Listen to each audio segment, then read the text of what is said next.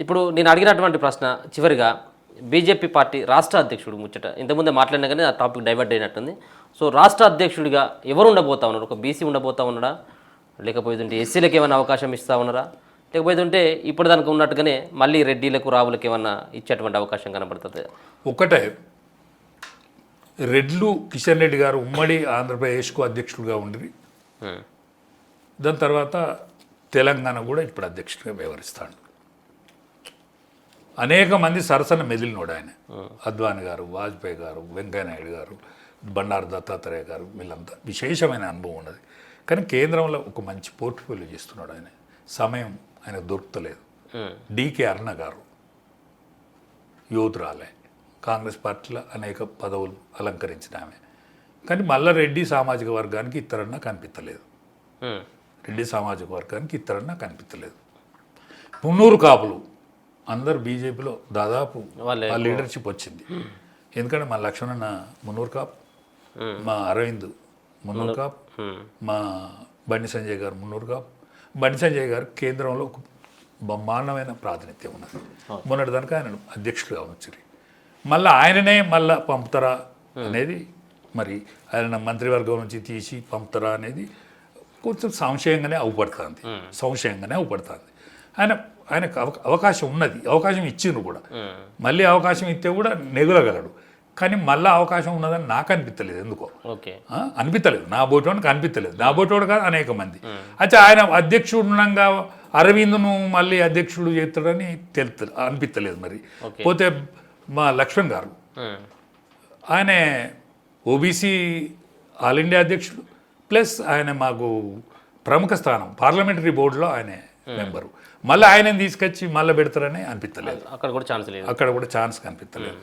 అంటే రెడ్లకు ఛాన్స్ లేదు. పోతే మా ఎమ్మెల్సీ ఉండే, మాజీ ఎమ్మెల్సీ, ఆయన పూర్వీకుడే, ఆయన పేరు గుర్తుకొత్తలేదు. ప్రేమేందర్ రెడ్డి, బ్రాహ్మణ్, కర్ణం ఆయన బ్రాహ్మణ్, నల్గొండ అతనే. కానీ ఇక్కడనే ఎమ్మెల్సీ అయ్యండి ఆయన. పేరు నాకు సడన్ గుర్తులేదు. ఆయన పూర్వీకుడే. కానీ బ్రాహ్మణ సమాజం ఏదైతే ఉన్నదో అది పరిమితంగా ఉంటుంది. ఆయన ఆర్ఎస్ఎస్లో ఉన్నాడు, ఏబీపీలో ఉన్నాడు. ఆయనకు అవకాశం ఉండి తీరాలే. కానీ విస్తృతంగా గ్రామాలలో ఉండేటువంటి కమ్యూనిటీ కాదు అది. విస్తృతంగా గ్రామాలలో ఉండే కమ్యూనిటీ కాదు. రెడ్లకు ఇప్పుడు మా దానిలో 8 మంది అసెంబ్లీ మెంబర్లు ఉన్నారు, 8 మంది పార్లమెంట్ మెంబర్లు ఉన్నారు. 8 మందిలో 2 మాత్రమే పాత బీజేపీకి చెందిన వాళ్ళు. 8 మందిలో బండి సంజయ్ గారు, కిషన్ రెడ్డి గారు మాత్రమే మొదటి నుంచి పార్టీకి చెందిన వాళ్ళు. మిగతా 6 కాదు. మిగతా 6 బీజేపీ, పాత బీజేపీ కాదు, కంటెస్ట్ చేసిన బీజేపీ. లేకపోతే మా రఘునందన్ గారు ఒకసారి ఎమ్మెల్యే అయ్యిండు, ఈటల రాజేందర్ గారు ఒకసారి ఎమ్మెల్యే అయ్యిండు. కానీ మిగతా 6 ఇట్లా ఎవరు బీజేపీ నుంచి అయిన వాళ్ళు మళ్ళీ పార్లమెంట్ మెంబర్లు కాదు. ఇప్పుడు 8 మంది అసెంబ్లీ మెంబర్లు ఉన్నారు. 8 మంది అసెంబ్లీ మెంబర్లు ఉన్నారు. అందులో ఎవరు కూడా బీజేపీ కాదు. మా రాజాసింగ్ తెలుగుదేశం నుంచి వచ్చాడు. కానీ ఆయన హీరో, భీములు లాంటి వాడు అనుకోరాదు. విషయాన్ని కూడా కరిగించుకునేంత బలవంతుడు. ఇప్పుడు చిన్నప్పుడు భీముని అది విషం కలుపుతారు కదా, విషయాన్ని కూడా జీర్ణించుకునేంత కెపాసిటీ ఉన్నాడు మా రాజాసింగ్. మరి మా రాజాసింగ్ ఈ మధ్య తెలుగు కూడా మాట్లాడతాడు. మరి మా చేస్తే ఇస్తేమంటే కొంచెం మన గ్రామీణ ప్రాంతంలల్లో ఆయన గ్రామీణ బాధలు, అవస్థలు, ఈ సిటీలో జరిగే అవస్థలు, సిటీలో ఉండే సాధక బాధకాలు, ఎంఐఎం వాళ్ళు పెట్టే ఇబ్బందులు తట్టుకునే శక్తివంతుడు.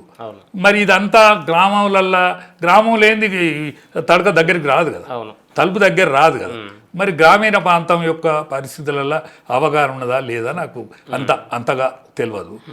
ఇక ఉన్న దాంట్లో ఎవరున్నారు,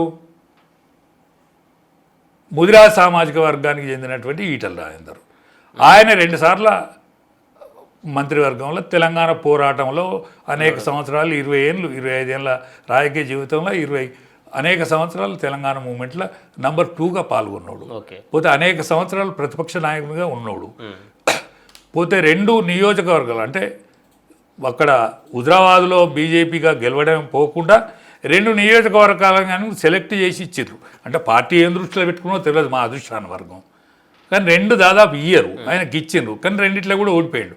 ఓడిపోయాక ఆయన మల్కాజ్గిరి పార్లమెంట్ ఇచ్చిండ్రు. మరి కోరి ఏరి ఎన్నుకొని ఇచ్చిండ్రు. మల్కాజ్గిరి పార్లమెంటు కూడా ఒక ప్రాధాన్యత ఉన్నది. ఇవాళ పెద్ద ఒక పార్లమెంటరీ కాన్స్టిట్యున్సీ. ఇవాళ ఈయన కూడా ఇప్పుడు ఆయన ముఖ్యమంత్రి కూడా ఆ నుంచే వచ్చినాడు, అక్కడి నుంచే వచ్చినాడే కదా. ఆయన ఈ పార్టీ కూడా కాదు కదా. కాకుండా దాని నుంచే గెలిచినాక మళ్ళీ ఆయనకు అవకాశం వచ్చింది, ముఖ్యమంత్రి అయిండు. నాకు ఈటల రాజేందర్ దిక్కు మొగ్గు అని అనిపిస్తాను. మరి నాకు తెలిసిన కాడికి మొగ్గు అనిపిస్తుంది. నాకు ఈటల రాజేందర్ చాలా దగ్గరోనిగా చెప్తానవరా అని నాకు నేనే ప్రశ్నించుకుంటాను అప్పుడప్పుడు. అరే నీకు దగ్గరోడు కాబట్టి ఏది పడతా కదా చెప్తావా అని నాకు నేనే అనుకుంటాను. మా రఘునందన్ హీరో, మామూలుడు కాదు, చతురుడు. కానీ ఈ వాళ్ళ సామాజిక వర్గం ఏదైతే ఉన్నదో ఆయనకు ఇబ్బందిగా పరిగణించింది. అందులో కేసీఆర్ కుటుంబం మరింత ఇబ్బంది పాలు చేసింది. ఆయన మెదక్ ఎంపీగా గెలవడం మాత్రం ఆయన మామూలు తడాక కాదు. అది ఆయన నిజంగా మాటగారి, ఆయన చతురత మాకు అక్కేరు ఉన్నది. ఆయన నిజంగా పార్టీకి అవసరం ఉన్నది. అది కూడా కనిపించలేదు. మరి ఇక చేస్తే గీస్తే రాజేంద్రను చేయాలి.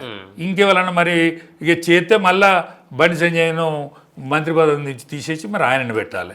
లేకపోతే బండి సంజయ్కి మంత్రి పదవి ఉన్నా మంచిదే, లేకపోతే లక్ష్మణ్ ఉన్నా మంచిదే, ఇంకా మున్నూరు కావునే చేస్తామంటే ఇక మళ్ళీ అరవింద్ను ఇట్లా చేస్తారని అనిపించలేదు. ఎందుకంటే పార్టీ బాగా లోతుగా ఈ రేపు అధికారానికి రావాలనేటువంటి ఆలోచన చేస్తుంది పార్టీ.